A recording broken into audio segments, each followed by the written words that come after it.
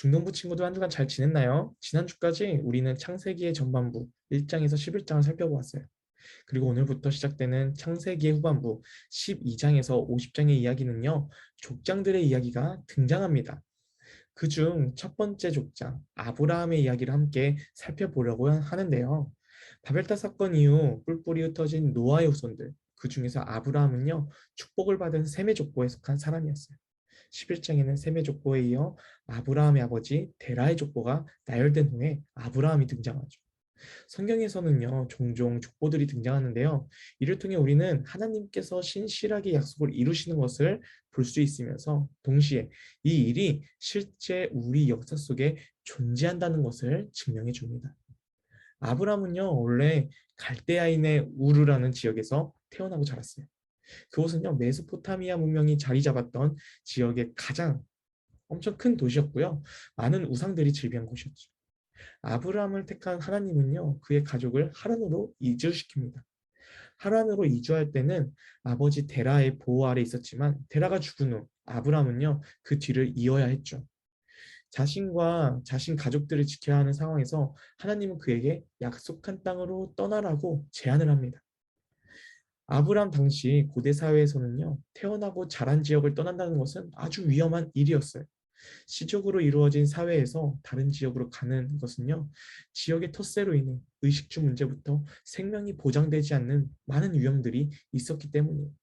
더구나 이제 가장으로서 오로지 자기의 결정 아래 가족들의 생사가 결정되는 이 중요한 상황에서 아브라함은요, 고향을 떠나 하나님이 지시하신 땅 가나안으로 향해서 갑니다. 우리 창세기 12장 1절을 보도록 하겠습니다. 여호와께서 아브라함에게 이르시되 너는 너의 고향과 친척과 아버지의 집을 떠나 내가 내게 보여줄 땅으로 가라. 하나님은 아브라함에게 언약을 제안하십니다. 아브라함은요, 하나님의 말씀에 따라 떠날지 정착할지 선택을 해야 하는 상황이죠. 하나님께서 아브라함에게 너의 고향과 친척과 아버지의 집을 떠나라고 하시는 것은요, 아브라함이 그동안 쌓은 모든 인간관계를 포기하고 자신이 누리고 있는 안락함을 모두 포기하고 하나님 말씀만 따라오라는 명령이에요. 그렇게 하면 하나님이 아브라함을 통해 큰 민족을 이루고 복을 주어 그의 이름을 창대하게 하신다는 약속을 하십니다. 지금 아브라함의 현실을 보면요, 아브라함과 그의 아내 사레는 임신을 할 수 없는 몸의 상태를 가지고 있고 75년이 지난 지금까지 자식 하나 없는 상황이에요. 거기에 그가 살던 땅 그리고 아버지 데라를 통해 누렸던 모든 것들을 포기하고 가야 한다는 것은요, 앞으로의 미래에 대한 계획이 보장되지 않는 길이었어요. 그런데 그가 하나님의 말씀에 순종하여 그 길을 떠납니다. 하나님의 부르심을 받은 아브람은 하나님이 약속하신 땅이 어딘지도 모른 채 순종하였어요. 왜 하나님은 아브람을 부르셨을까요? 12장 2절에 하나님은 아브람을 복이 되게 하시려고 부르신 거예요. 우리 한번 2절을 보도록 하겠습니다. 내가 너로 큰 민족을 이루고 너에게 복을 주어 내 이름을 창대하게 하리니 너는 복이 될지라. 첫 번째 복은요, 너로 큰 민족을 이루고, 두 번째 복은 내 이름을 창대하게 하고, 세 번째 복은 복이 될 것이다. 이렇게 하나님께서 약속을 하십니다. 이 세 가지의 복은 아브라함에게 전혀 현실적이지 않아요. 자식은 낳을 수 없는 데다가 자식도 없는 아브라함에게 가족도 아니고 큰 민족을 주시겠다는 것, 그리고 정말 특별한 것 없는 아브라함의 이름을 창대하게 한다는 것, 이것은 그의 이름으로 불리는 민족과 국가가 생긴다는 것을 말해요.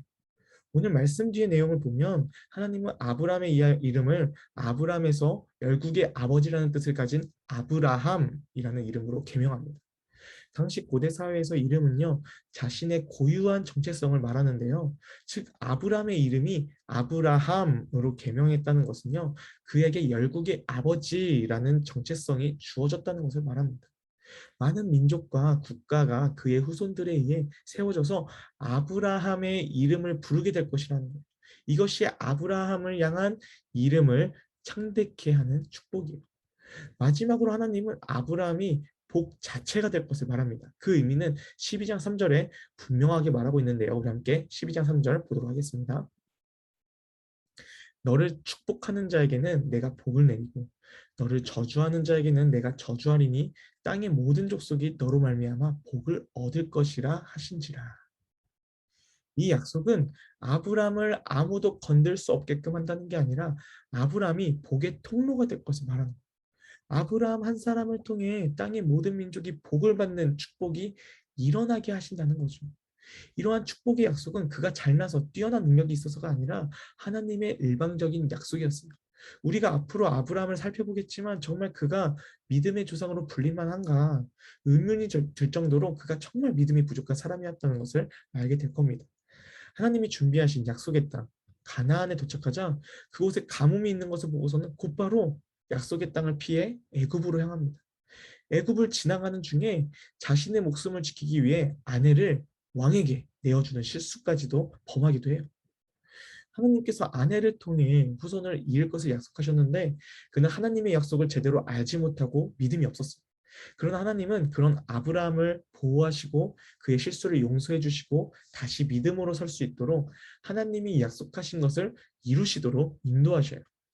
여기서 가장 큰 은혜는 하나님께서 그에게 주신 축복이 모두 하나님께서 이루셨다는 거예요. 놀라운 건 아브라함이 한 건 아무것도 없는데 하나님은 그를 높이시고 믿음의 조상으로 여기신 거죠. 성경에는 많은 인물들이 등장하고 많은 스토리가 있어요. 그 중에 오늘 아브라함의 부르심 스토리는요, 우리에게 큰 위로가 되면서도 은혜가 되는 스토리예요. 왜 그럴까요? 그 이유는 우리가 알고 있는 성경 인물들의 스토리를 자세히 살펴보면 그들의 삶이 그들이 가진 명성에 비해 매우 믿음이 빈약해 보인 것을 볼 수 있어요. 그러나 이것이 은혜인 것은요, 하나님이 이런 믿음이 없는 자들을 믿음이 있는 자들로 세워 가신다는 거예요. 이러한 이야기가 우리에게 주는 교훈은요, 하나님께서 우리에게도 동일한 관심을 가지시고 우리의 믿음을 세워 가신다는 거죠. 신앙생활을 한다는 것은요, 내게 주어진 삶을 하나님과 함께 살아가는 것을 말해요. 이것이 쌓여서 우리의 인생 스토리가 됩니다. 신앙생활을 한다는 것은요, 하나님과 함께 스토리를 만들어가는 거예요. 하나님과 함께 만들어가는 이 인생 스토리에는 어떤 특징이 있을까요? 첫째로 삶의 주도권이 나에게 있는 게 아니라 하나님께 있는 겁니다. 아브라함을 주도적으로 이끄신 하나님, 동일하게 우리의 삶도 주도적으로 이끄시는 분이에요. 이전에는 내 멋대로 살아갔다면 하나님과 함께하는 스토리의 주도자는요, 하나님이 되시는 거죠. 신앙생활은 내 마음, 내 계획대로 움직이는 게 아니라 하나님의 계획을 신뢰하고 따라가는 거예요.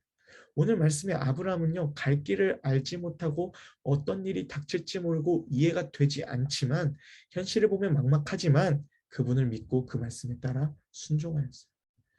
지금 살던 자리에 있으면 편안해요. 이미 적응된 환경이라 문제가 없어 보여요. 현실로 보면 지금 있는 자리가 가장 맞아 보여요. 그러나 아브라함이 그 자리를 떠난 이유는요. 그동안 선조들이 믿었던 하나님께서 그에게 말씀하셨고 아브라함은 선조들이 믿었던 그 창조주, 전능하신 하나님의 말씀에 순종한 거예요. 하나님과 함께하는 앞길, 우리는 알 수 없죠. 그러나 우리가 그 길을 가는 것은 우리를 사랑하시고 선한 길로 인도하실 하나님을 믿기 때문에 따라가는 거예요. 만약 우리가 그 길을 안다면 우리 마음대로 가겠죠. 덜 힘든 길을 찾을 거예요. 하나님이 보시기에는 이 길이 우리에게 필요하고 도움이 되는데 우리는 그 길을 피해서 가려 할 거예요. 결국 내 삶에서 하나님을 경험할 수 없게 되는 겁니다. 하나님이 인도하신 그 길 우리가 알 수 없지만 하나님을 믿고 의지하며 나아갈 때 그 길이 우리에게 정말 필요했구나. 실제로 하나님이 살아 계시구나를 내 삶 속에 경험하게 되는 거예요. 둘째로 하나님과 함께 만들어가는 인생 스토리에서 우리는 신실하신 하나님을 경험하게 됩니다. 신실하다라는 말의 의미는요, 믿음직하고 착실하다는 것을 말하는데요. 우리는 하나님과 함께 이 세상을 살아갈 때 약속하신 것을 신실하게 지켜가시고 이루시는 그 하나님을 알게 됩니다. 아브라함은요, 실수가 많고 부족한 사람이었어요. 하나님의 말씀에 따라 살던 곳에 떠나 이 떠난 것만 봐도 그가 믿음이 있는 것 같은데 그 뒷내용을 보면 믿음 없는 모습을 보이기도 해요. 순종을 잘하는 것 같은데 그러지 않는 모습도 보이죠. 하나님의 말씀에 따라 사는 것 같은데 그러지 않는 모습을 볼 수 있어요. 그럼에도 하나님은 그의 곁에서 오래 참으시며 그를 인도하셔요. 결국에는 그가 믿음의 조상이 되게 하십니다. 우리 스스로의 모습을 볼 때요. 하나님을 믿는다고 하지만 믿음이 없는 모습들을 많이 볼 거예요. 하나님 말씀에 따라 살고 싶지만 그러지 않는 모습이 나와요. 죄에 넘어질 때도 많죠. 그럼에도 계속해서 하나님만을 붙잡으며 살아가려고 몸부림칠 때 하나님은 우리 옆에서 인내하시고 사랑하시면서 우리의 믿음을 자라게 하셔요. 결국에는 하나님께서 우리 각자에게 주신 계획, 그 계획을 이뤄가신다는 거죠. 아브라함의 부르심처럼 하나님은 우리를 향한 부르심도 준비하셨어요. 모든 사물이 만들어진 목적이 있듯이 우리도 이 세상에 만들어진 존재로서 만들어진 목적이 있습니다. 그 목적에 따라 쓸 때 가장 의미가 있는 것처럼요. 우리의 삶에도 만들어진 목적에 따라 살 때 가장 의미가 있겠죠. 가장 의미 있는 삶을 살아가는 것은요. 우리를 만드신 하나님께 있다는 것을 우리 함께 기억합시다. 하나님은요. 우리가 부족한 것을 아시고 연약한 것도 아셔요. 그런 우리들을 향해 하나님이 약속하신 것은 내가 하겠다 이거예요. 그 하나님의 말씀 붙들고 믿음으로 살아가는 우리 예글이나 중등부 친구들이 되길 소망합니다. 여러분, 내가 무엇을 하며 살아야 할지, 어떻게 살아야 할지 모를 때 하나님을 붙잡으세요. 우리의 선택에는요, 실수도 많고 후회도 많아요. 그러나 완전하신 하나님의 선택에는 실수와 후회가 없습니다. 그분은 우리와 함께 하시길 기다리셔요. 결국 모든 일은 하나님이 하시는데 하나님은 우리를 높이신답니다. 이것이 하나님 아버지의 마음입니다. 이 마음을 깨닫고 기억하며 하나님을 더 사랑하는 우리 중등부 친구들이 되길 소망합니다.